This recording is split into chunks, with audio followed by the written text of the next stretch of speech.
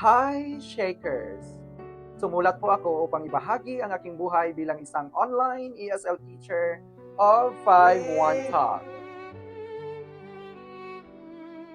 Dati po akong isang guro sa isang private school at naging manager din po ako noong aking kabataan.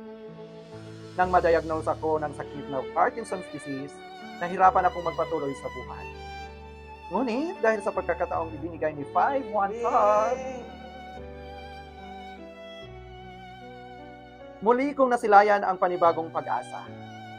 Dahil kay 5-1 Talk, nakakabili na ako ng aking gamot, nakakapagbahagi din ako sa aking pamilya, at gumagala din ako paminsan-minsan. Ay, bakit hindi?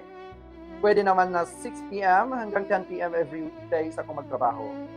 7 a.m. to 10 p.m. kung weekends. Kaya marami pa akong oras maglako ng referral link. Maglakwat siya, dala ang referral link. Ay, bakit hindi? Baka may iba pa ang katulad ko na gusto ring mag-work from home. Kailangan lang nila ng TOR o diploma. At dapat nakapagtapos ng kahit anong 4-year course. Kaya kung may laptop at internet sa bahay,